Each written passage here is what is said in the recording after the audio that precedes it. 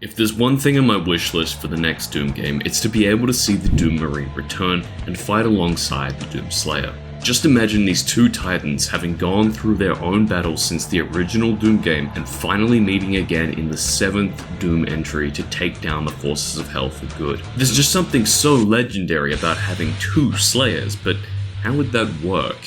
The name's FooSarr, and in this video I wanted to discuss what the Doom Marine could add to the continuation of the Doom story and answer the question, what's so interesting about the Doom Marine's return? For those unaware, the Doom Guy and the Doom Marine aren't the same person. They were once both Doom Marines who essentially were just soldiers to fight extraterrestrial threats, but initially had no knowledge or training against anything extraterrestrial, leading to the death of so many Marines in both Doom 1 and Doom 3.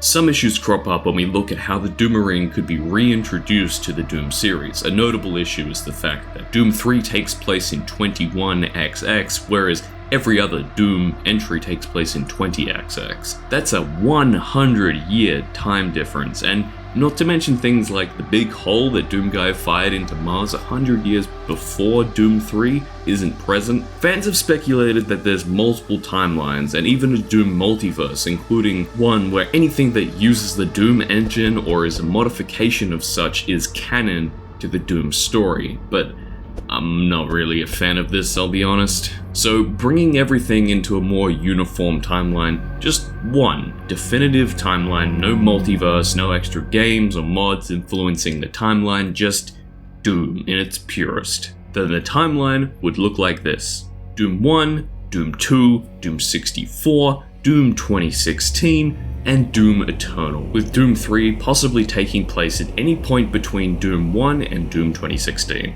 A theory that I quite like is that the other Doom Marine on the cover of Doom 1 is actually the Doom Marine from Doom 3, so I like to think that Doom 3 actually takes place at the same time as Doom 1, despite the stories not matching up.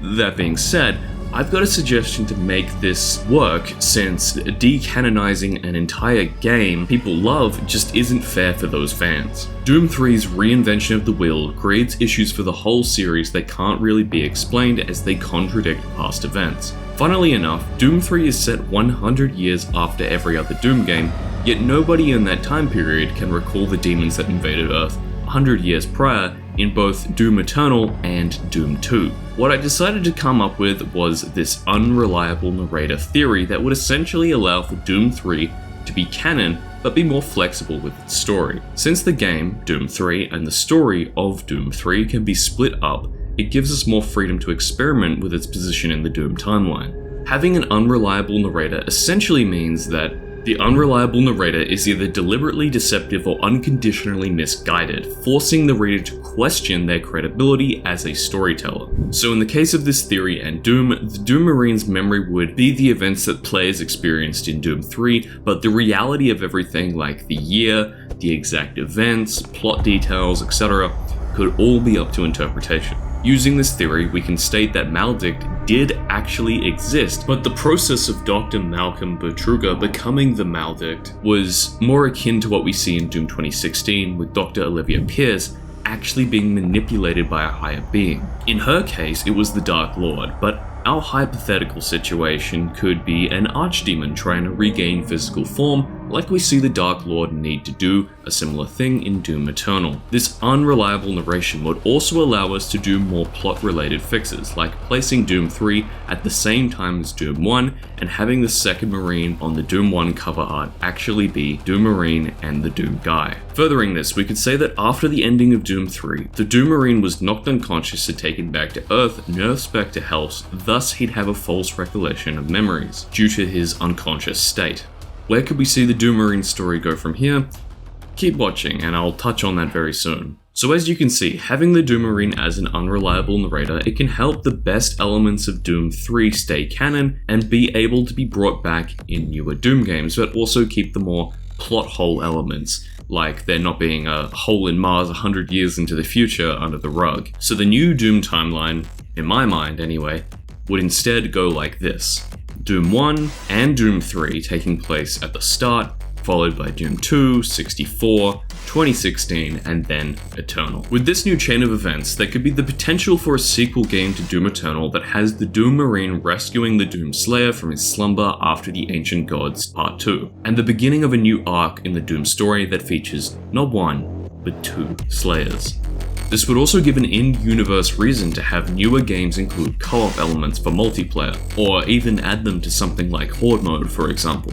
But perhaps best of all, a prequel Doom game set just before the events of Doom Eternal's invasion of Earth, in a similar vein to how the cancelled Doom 4 game was a survivor trying to help humanity through a demonic invasion. This could allow id Software to reuse old ideas that they had for that cancelled Doom 4 game, while also enabling them to show us what happened to the Doom Marine after Doom 3, and even the Doom Slayer after Doom 2016. They could even show other things like how humanity survived during this time era before the Slayer returned to Earth. Since this unreliable narration can open up a can of worms that most people in the Doom community know nothing about, a small resurgence of Doom 3 may happen, and wouldn't that be a damn good time to promote something like, I don't know, a Doom 3 remake in a similar vein to how Dead Space got a remake not too long ago? So to answer the video's question, what makes the Doom Marine's return so interesting, I'd simply just have to tell you the endless potential that it could bring. Imagine two Slayers showing up to destroy Hell's forces. Now wouldn't that be awesome? The potential is truly endless. I'm curious though, since I'm not a huge fan of the gameplay of Doom 3 and never actually finished it, but I really like the concepts it brought to the table, what do you all think of this? Would it actually work? That's a question, by the way, because despite me making Doom content, I don't actually know everything about Doom. Each day I try and learn something new, like how it has multiple timelines and a multiverse, which, yeah, that was a bit of a nightmare to look into, but anyway, what do you all think of this? Let's start a discussion. The name is FooSarr, thank you for watching, and always remember to stay creative.